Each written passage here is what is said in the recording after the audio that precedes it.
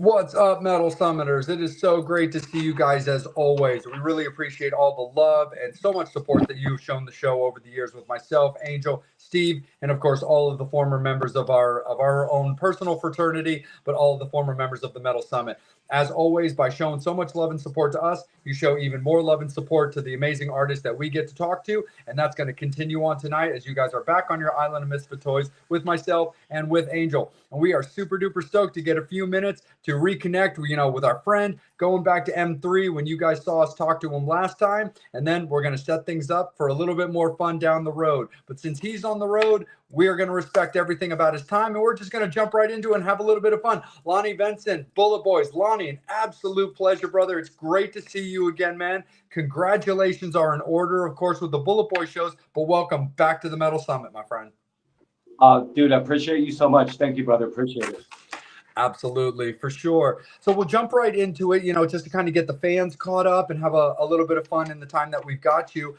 Talk a little bit through, how everything went with the getting the Bulletboys kind of back together, back on the road. So the original lineup had, gotten back together for a series of shows a couple of years ago. Like I said, we talked to you at M3 with all of the guys, and it was great. And then after a little bit, decisions were made, people went on different paths, but talk a little bit about how the band has gotten back together, at least in a 3/4 capacity. Well, actually it started with me and Mark. We stayed in touch, Mark's my brother in life, fucking known him since I was a child. We were both kids when we first started this project together, back in the day. But yes, he started getting in touch with me. We stayed in touch ever since the original band was together periodically. But it started getting serious about this time last year.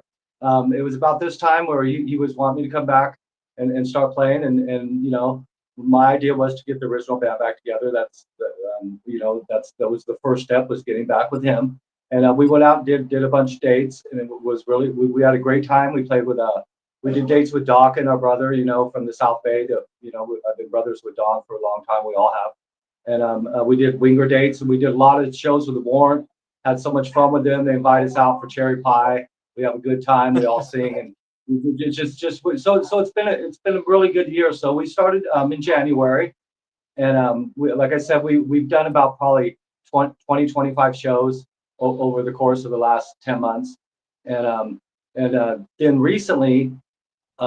Jimmy, we got back in touch.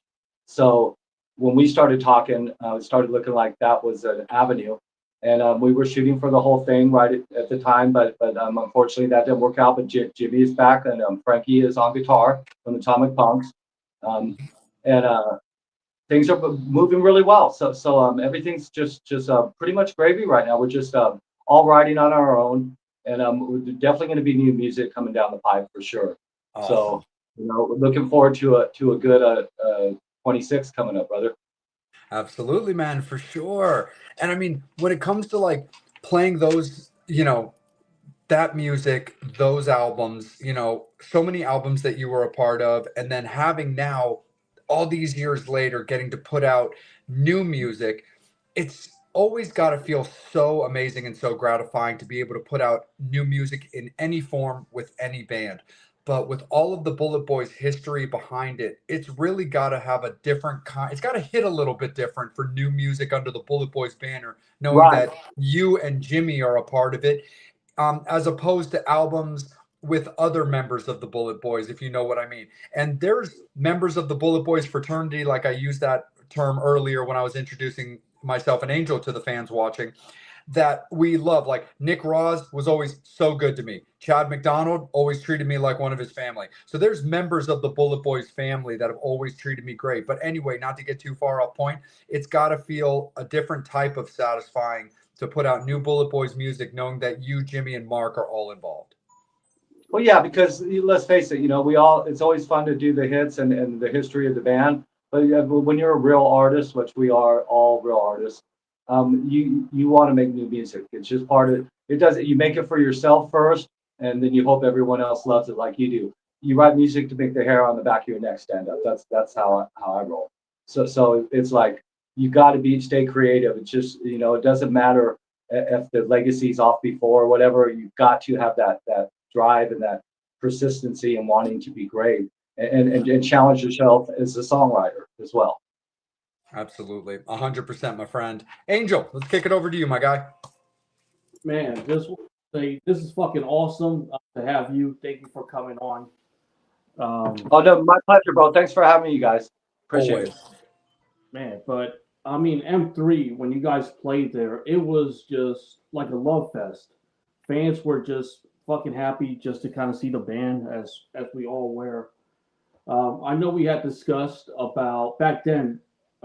We kind of discussed if the band would be going. Any plans to go like overseas to like the UK and kind of hitting those other markets that still love the music that you do. Funny you mentioned that because I just went and got my passport for that exact reason because mine expired, right? So I just got my passport and we are definitely looking to get something for overseas for next year for sure. It's not completely in stone yet, but there is some things in the works as we speak. So we're looking to go and play anywhere there's fucking electricity that will allow us, man. We just want to get back out there and keep this train moving into 26. You know what I'm saying, brother? Yeah. But the M3 Fest, dude, that's one of my bucket list shows. So like how good we performed that day, the energy we brought, I thought it was absolutely one of my top 5 shows of my long illustrious career. Yeah, because we're all just, I mean, as fans, we're just happy to be there. Like, even backstage, I was like starstruck because I see you in the music videos, reading about you on Metal Edge magazine, and suddenly we were face to face. So I'm like, I was trying to be professional and not be starstruck, but yeah, I couldn't All help good, brother. Yeah, no, that's a good time. You guys were fun. it. I just wanted, ever happened to you before where you met somebody that you were just starstruck to meet you yourself? Well, actually, I was very fortunate. Our dear superhero Eddie Van Halen. My first wife was produced by Eddie, so it's like during when we were taking off, I would actually get to go up to Ed's house, to his beach house, 5150. He would take me off to the side and play me music, and I was trying to act as normal as possible, but that would probably be, but he made it really easy because he was such a brother to where he didn't really make you feel like you're around the guitar lord, you know. So I would have to say Eddie at first, but he made me comfortable, and it really didn't feel like that. But I did used to pinch myself when I'd be hanging out with him, going, "Are you fucking really hanging out with this guy that you had on your, your fucking his posters on your wall?" I can curse on here, right? Absolutely. Yeah. Okay, yeah. So that was probably that, and then also Pat Travers was a really big influence in my earlier life. Morris Collins, rest in peace. When I got to meet him, there's certain people that yeah, you're definitely, Ted Nugent, when he invited me to play with him at Santa Monica Pacific at a KNAC party, just comes up and goes, "Lonnie, you're playing with me." It's like, I go, "What are we playing, Ted?" He goes, "It's rock and roll and it's in B," and he just starts going. So just at times like that, probably, well, I call them pinch yourself moments. Yeah. Where you just go like, "Fuck, is this really happening?" You with your childhood heroes, it's kind of crazy. But yeah, for the most part, no. I've always felt like I belonged when I was around Slash or any of these people that were really big at the time. I just always felt like it felt natural, like our relationship with Tommy. Back in the day, we used to hang with T-Bone a lot, and that was, Kamal, he was another one of the heroes growing up, right? So it's just like, fuck. So I would say that's pretty much it, though. But no, pretty much felt normal, always around my peers. Right on. And again, just for the sake of time, Jam, will kick it right back up to you for the last round because we Yeah. have you for a few minutes, and we definitely respect your time because we appreciate it. Absolutely, for sure. Yeah, just a couple like just kind of fun things to wrap us all up. Lonnie, like yourself, like myself, are part of the heavy coloring book industry when it comes to our skin. There, my friend. Do you remember what your first tattoo was? Oh yes, of course. My first tattoo would have been Woody Woodpecker, which I got for my first son, right? So Hmm. you always remember the first one. Now I'm running out of real estate, right? I Yeah, got a couple spots left, but yeah, for the most part, that was the first one. that's awesome, man. Do you have anything for the Bullet Boys? No, but you know what? I think before they put me in my box and I go away, I think that I'm probably going to get something related to that, where it has that in some. But I do not have no Bullet Boy paraphernalia on my body at this point, though. I got you, man. Nah, no worries, man. For sure, there's still time, my friend. Absolutely, and kind of a fun like blast from the past. I'd love to hear a little bit about how your involvement in King Cobra came about. Okay, King Cobra. Okay, that's where it kind of all started from because Mhm. um, Johnny Rod joined Wasp because Randy Piper left the band. So I know what's ironic about that. I used to play in a band called Hawk when I was young, and back in the early back in the day, and I actually auditioned for King Cobra and didn't get it, and Johnny Rod got the gig. So they went out and did the Kiss tour and did their thing, and then they got dropped by Capitol, and Johnny left the band to go play with Wasp, and they started auditioning bass players again, and so I had an in through I think it was Warren DeMartini ran into me and he goes, "Hey, Carmine's looking for a bass player, bro." He goes, "You need to check this out." And I said, "Okay, cool." I did it before, but he goes, "No, Johnny's gone." And he goes, "You need to go check that out." So long story short, I went up to Carmine's house and I got the gig with King Cobra, and which was really I was a fan of the Ready to Strike album was like really something that I was down with. So I really liked their music. So I got that gig, and then shortly after that, Marcy Freed, rest in peace. By the way, Marcy passed away, the singer from King Cobra.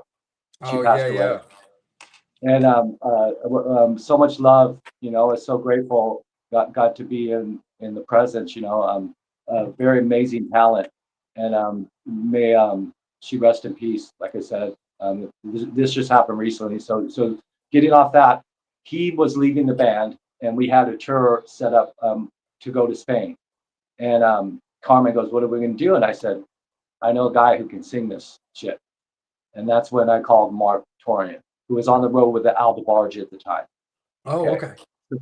So he's out playing with Aldebarge. I go, "Dude, we need someone to sing. We have this thing in Spain."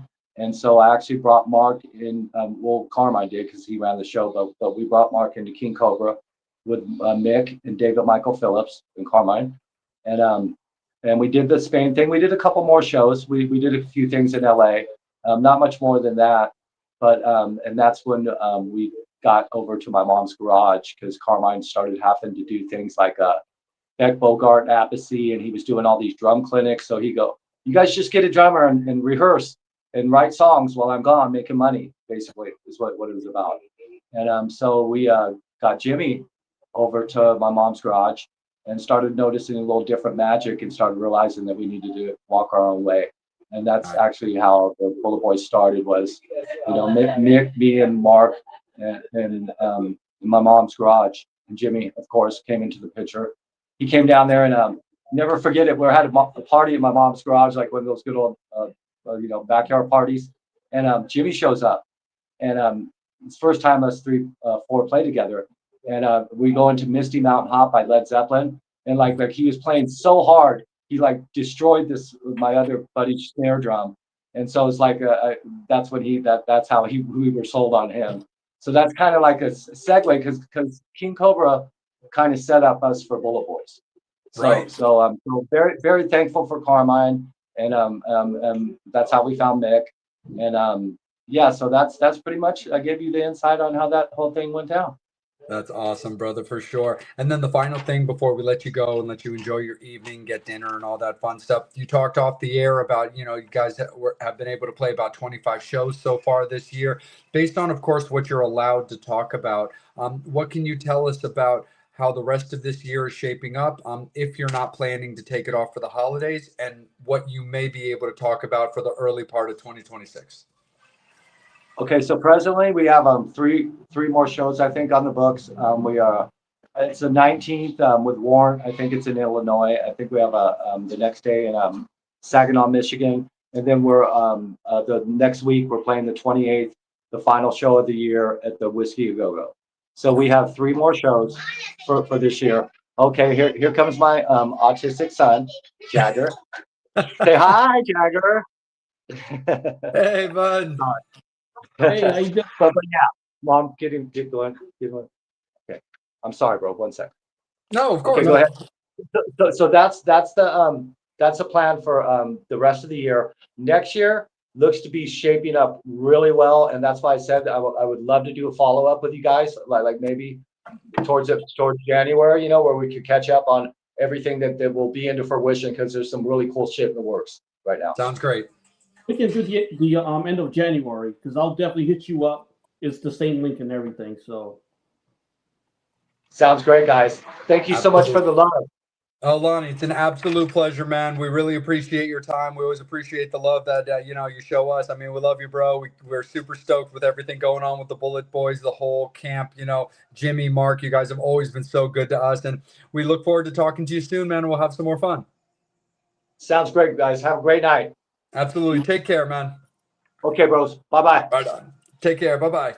Metal Summoners, thank you guys so much. We really appreciate you guys showing so much love. It was kind of a short one tonight, but Angel and I are going to stay on for a couple of more minutes just to talk a little bit real quick about the news that came out today and what you guys might think about it. So definitely hit us up in the comments, as well as just letting us know in general when it comes to everything going on and what your kind of thoughts are on the process. So Angel, man, what do you think about this Motley Crue tour? I mean, for what it's worth, of course, everybody knows, as I'm sure a lot of people believe and feel this way as well. Motley without Mick, it's a little bit of a tough thing. When it comes to me personally, everybody and their mother knows how much I love John 5, being a big Manson guy, being a big Rob Zombie guy. So, I mean, I'm down for the cause with John in the band. I have not seen him in the band live yet, so I would definitely like to check that out and form an official opinion when it comes to Motley Crue live.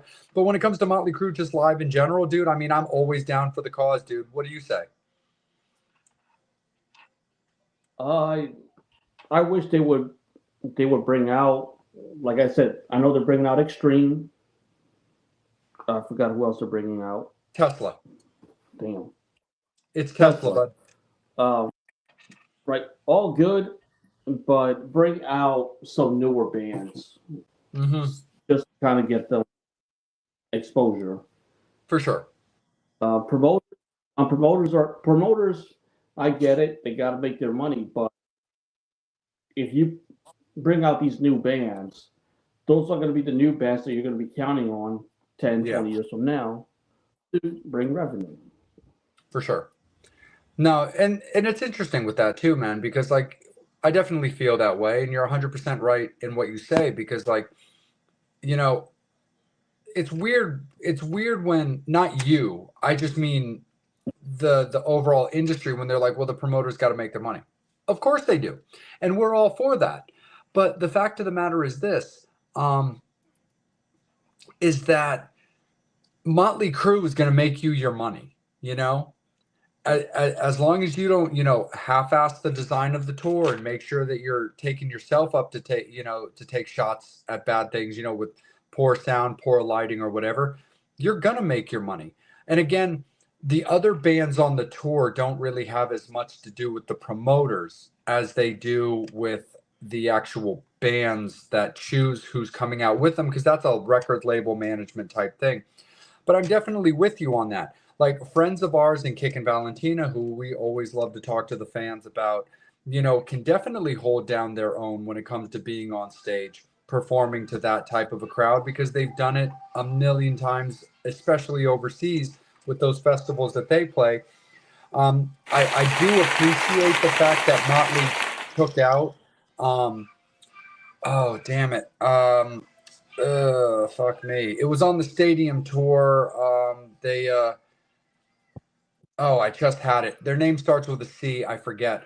But I've seen them live a few times, and they're absolutely great. But the tricky thing about those guys is they're on this stadium tour. They're going on at like 5 in the afternoon to a mostly empty venue because people are still trying to get in because it was, them opening up for Joan Jett and Poison and Def Leppard and then ultimately Motley Crue as well. So I think they were called like uh, casual lies or something like that. Oh, I'm sorry guys, because I know I've interviewed you. I'm just having a hard time thinking of your name.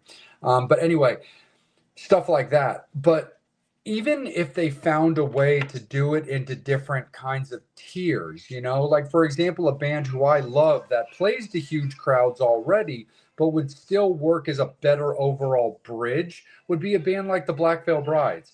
I would love to see them opening up for Motley Crue. I think that just screams something awesome. And then a band that works in the Black Veil Brides land, like kind of that style of music that plays a lot of great venues who Babes and I have seen live before. Maybe a band like Escape the Fate that does great shows, plays to really good crowds, but are still going to be more of a smaller venue type band. That's just kind of more how they do it. Using Maryland as an example, they mostly play venues like Baltimore Soundstage or the Wrecker. But even something like that, you have a solid band that does have a pedigree in like Escape the Fate. You've got a much more higher tier, bigger festival and bigger venue band in like the Black Veil Brides. And then you've got your Motley Crue, where at least something like that, you're showing an overall size band progression that's more eclectic to the overall fan base than bringing out Motley Crue with two other bands from the 80s that everybody's already familiar with.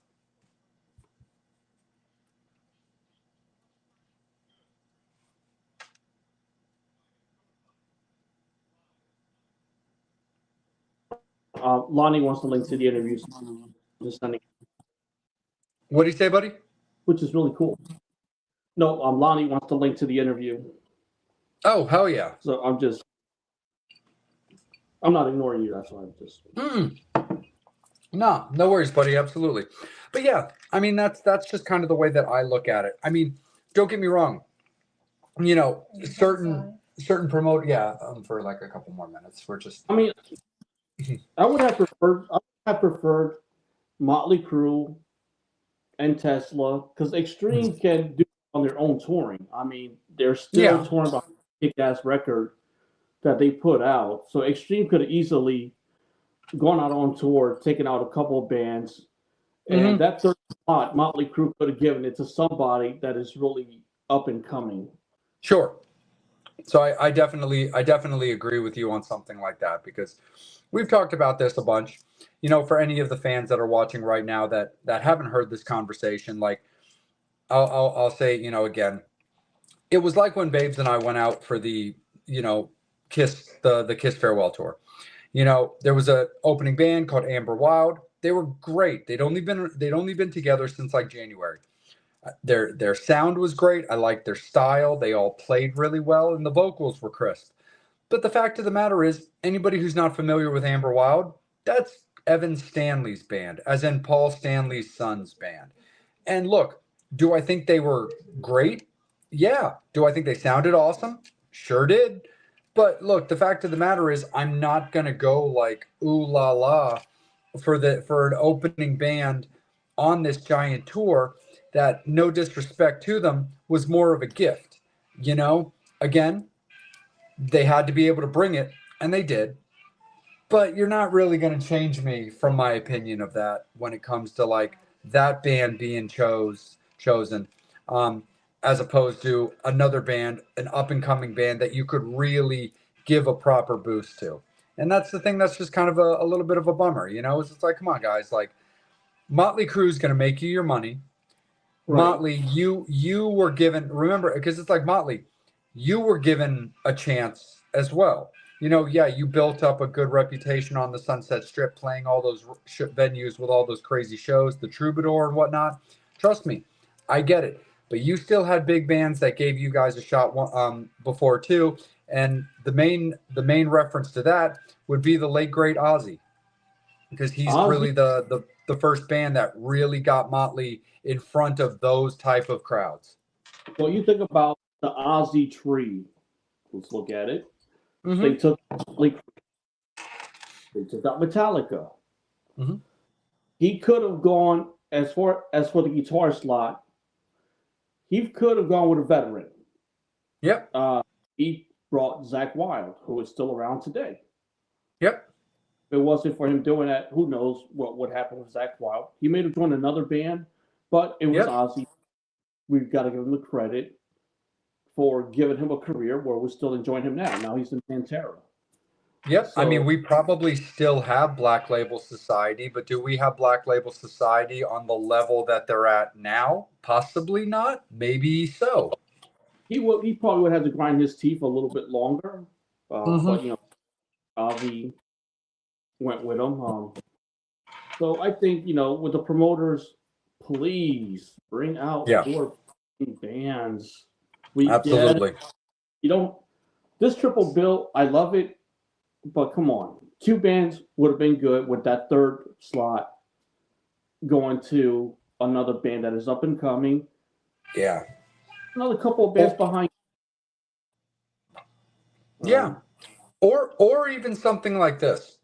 Go back to when it was much more common that when you had a big tour with, a solid lineup of the bands you're going to see. I'll use this as an example. Like, okay, so you know that you're going to get Tesla, Extreme, and Motley Crue.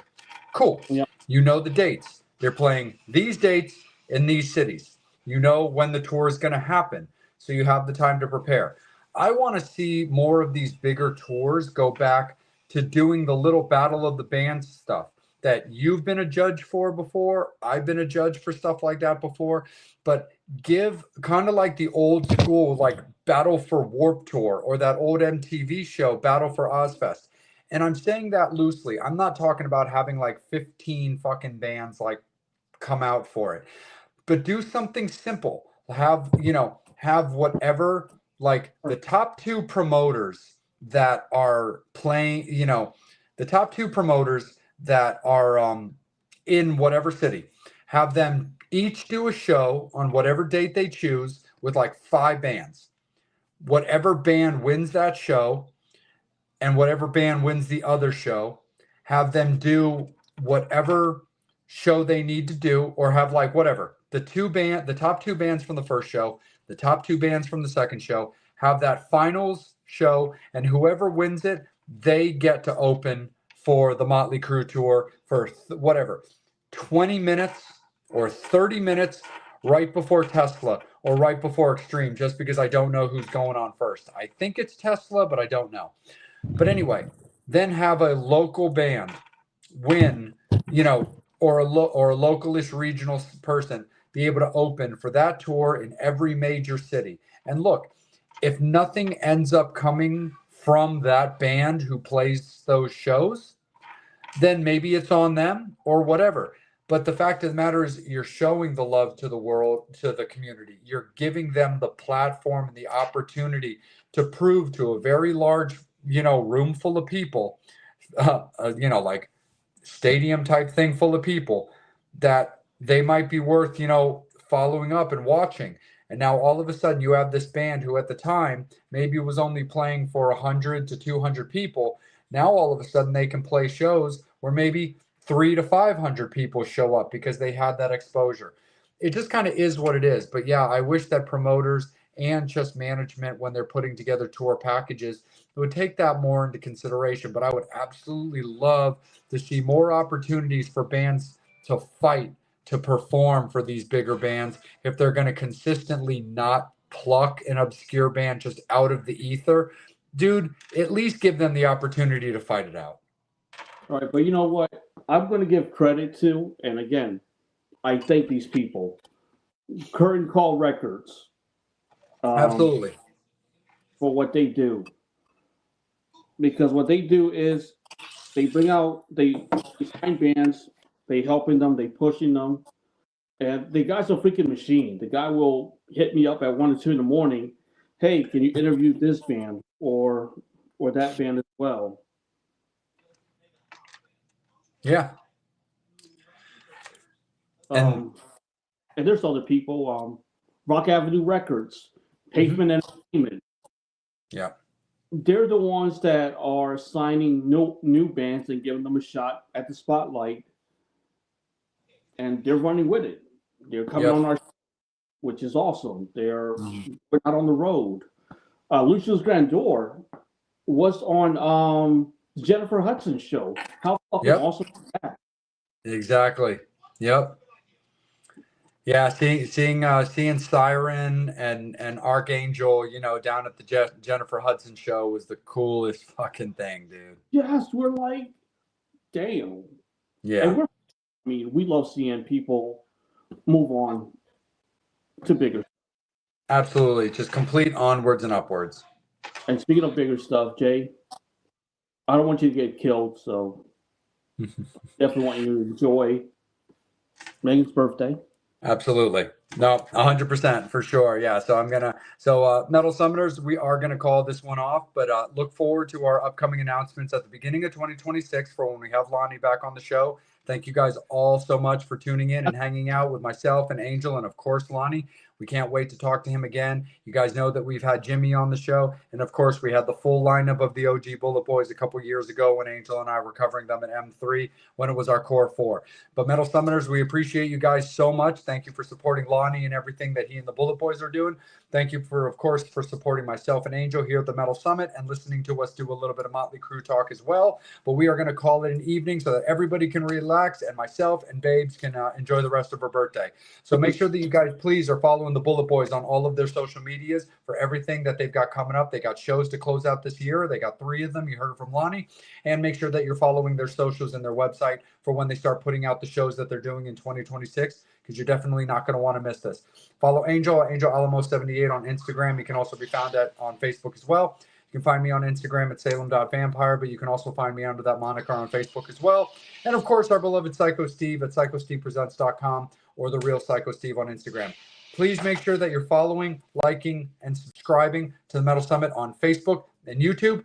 That's where we always go live at. That's where you were watching Lonnie. That's where you're watching us now. But if you like knowing everything that Angel and I are doing and when we're doing it, we do put our announcements out on Instagram very often as the first place to check out. So please give us a follow on Instagram as well. But we will see you guys real soon. We have confirmation for next week's episode. We will give you a little bit of insider information for all of you fans that watched us tonight. We are doing a Tuesday episode next week. So because it's right before Thanksgiving, we wanted to respect our guests' wishes. It has been confirmed. So it's not going to be Wednesday. We're going to be doing a Tuesday episode next week so that everybody can make sure that they have maximum time to spend with their families for Thanksgiving. But that guest announcement will come out over the weekend. I will give you one more hint. We are bringing back an alumnus. So it is going to be very, very awesome to touch base about everything that they were doing since we talked to them last and everything that they've got coming up during the interview that we'll have next week. So those are your hints, and that's all you are getting this evening. Take care on behalf of myself, Angel, and of course, Psycho Steve. Be good. Take care of each other. Get out to live music, buy music, and make sure that you guys are having overall, again, an absolutely fantastic weekend. We love you guys. Take care on behalf of Lonnie from the Bulletboys. And again, myself and Angel, take care. As always, you've been watching The Metal Summit.